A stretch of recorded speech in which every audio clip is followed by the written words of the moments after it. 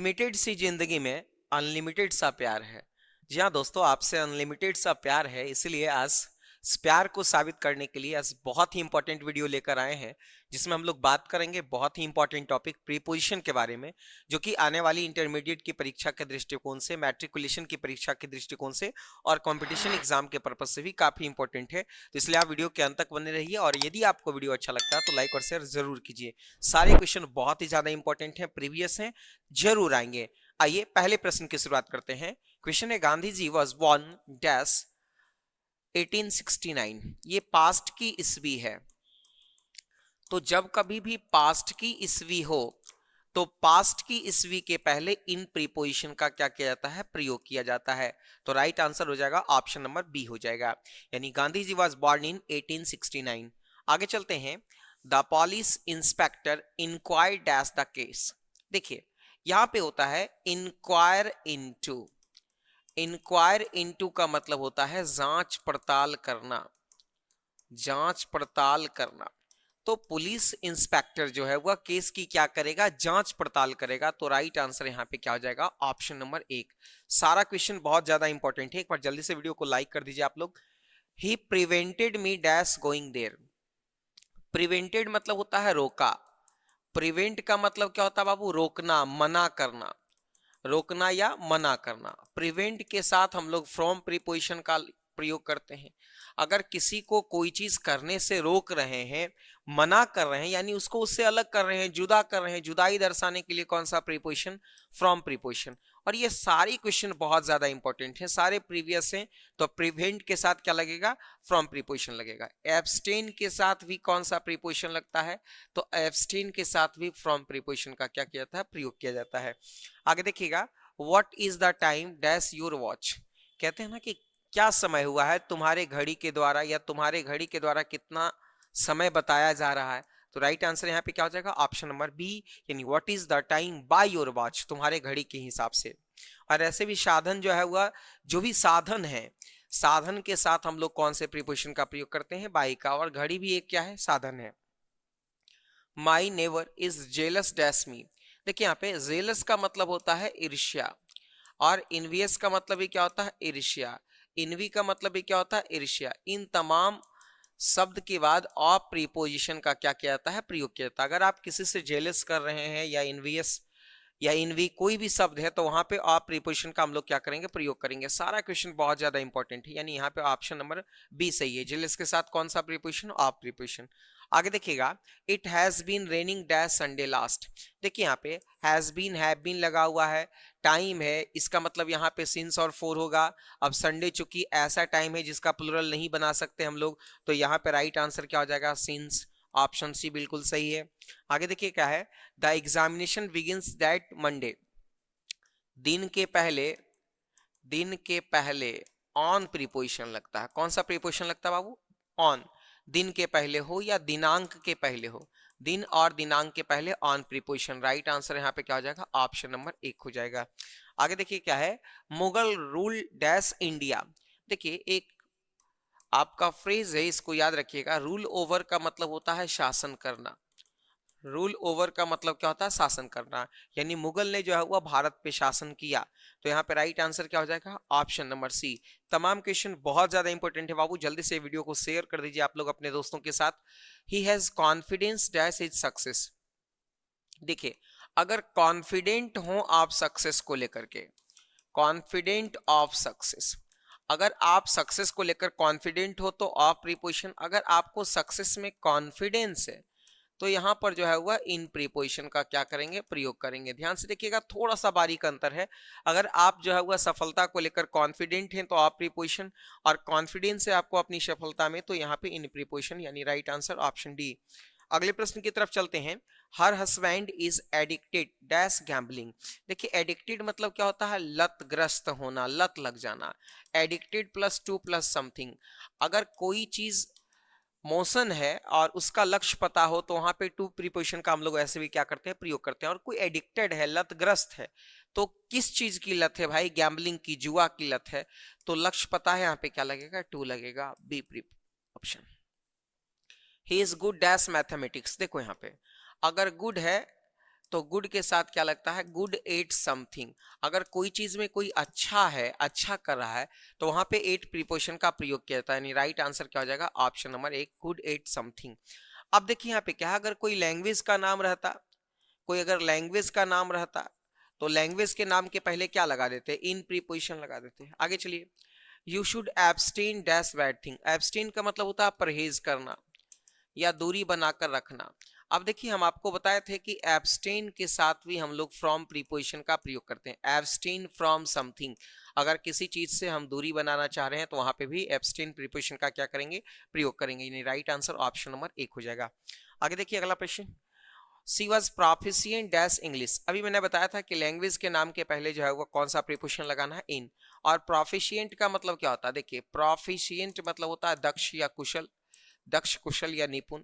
Proficient in language, कोई भी language में आप अगर प्रोफिशिएंट हैं तो वहां पे इन प्रीपोजिशन का प्रयोग करेंगे। बहुत ही शानदार क्वेश्चन है, सारा सारा का सारा प्रीवियस क्वेश्चन है, और मुझे पूरा यकीन है कि यदि आप इस वीडियो को पूरा देखते हैं तो आपको बहुत ज्यादा फायदा होने वाला है। इससे भी पहले भी हमने प्रीपोजिशन का एक वीडियो अपलोड कर रखा है, डिस्क्रिप्शन में उसके लिंक दे दिए गए हैं, आप उन वीडियो को भी देख लीजिएगा, बहुत ज्यादा फायदा मिलने वाला है आपको।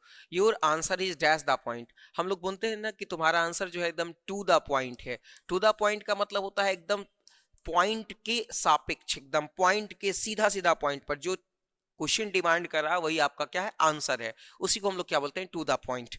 आगे चलिएगा, the shopkeeper deals dash rice. देखिए बहुत ही इंपॉर्टेंट है, हर बार पूछता है। तो डील इन का मतलब होता है व्यापार करना, डील विथ का मतलब होता है व्यवहार करना। डील इन का मतलब क्या होता है, व्यापार करना, डील विथ का मतलब होता है व्यवहार करना।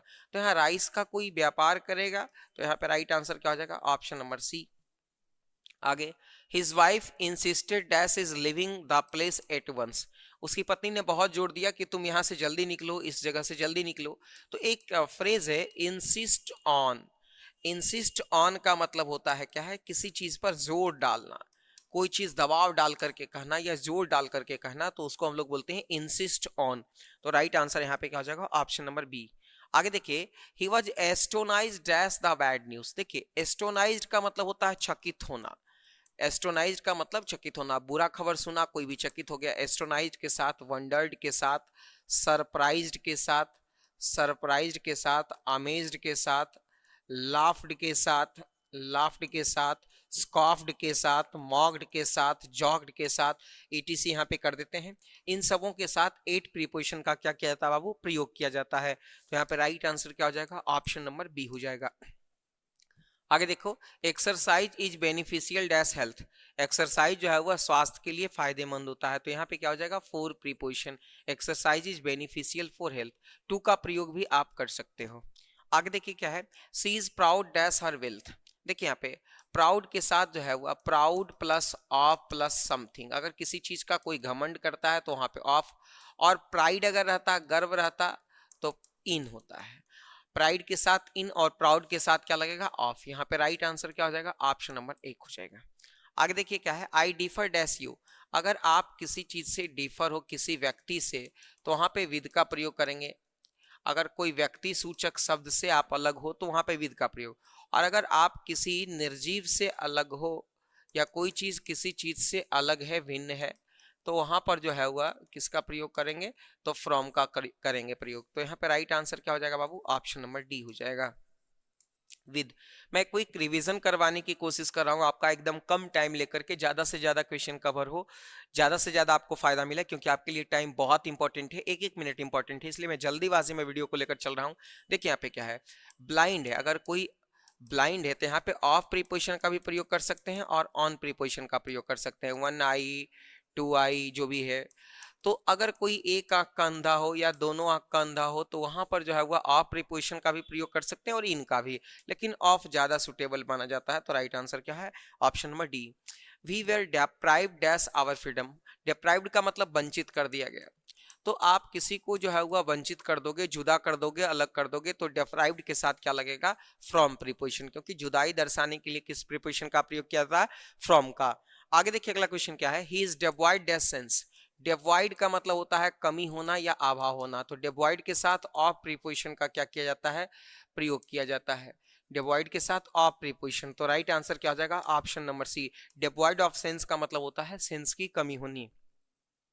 सी लाफ डैश माई मिस्टेक, अभी मैंने बताया कि लाफ इट मतलब होता है किसी पर हंसना, किसी का मजाक उड़ाना, तो लाफ्ड के साथ कौन सा प्रीपोजिशन लगेगा बाबू, इट, ऑप्शन बी सही है। आगे ही इज इनवियस, मैंने अभी तुरंत बताया कि जेलस के साथ हो, इनवियस के साथ हो, ये दोनों के साथ जो है वो कौन सा प्रीपोजिशन लगता है, ऑफ प्रीपोजिशन लगता है। राइट आंसर क्या हो जाएगा ऑप्शन नंबर सी हो जाएगा। आगे चलते हैं अगले प्रश्न की तरफ। I beg pardon dash you for being late, देखिए यहाँ पे क्या है, पार्डन के साथ क्या लगता है ऑफ प्रीपोजिशन, पार्डन का मतलब होता है क्षमा मांगना, पार्डन ऑफ समथिंग, है ना, पार्डन ऑफ समवन, माफ करें, pardon of someone for something, अगर किसी व्यक्ति से आप क्षमा मांग रहे हैं तो ऑफ का प्रयोग, किसी चीज के लिए क्षमा मांग रहे हैं तो फोर का प्रयोग। यहाँ पे देखिए किसी व्यक्ति सूचक शब्द से हम लोग क्षमा मांग रहे हैं तो यहाँ पे ऑफ प्रीपोजिशन का क्या करेंगे बाबू, प्रयोग करेंगे। आगे चलते हैं। Contentment is essential dash happiness, देखिए यहाँ पे ए भी हो सकता है और बी भी हो सकता है, कुल मिलाकर कहें तो ए और बी दोनों सही है, लेकिन मेरे हिसाब से जो है हुआ ए ज्यादा सही है, हालांकि सही तो बी भी है, तो contentment is essential to happiness भी हो सकता है और contentment is essential for happiness भी सही है, तो हम लोग ए के साथ चलेंगे।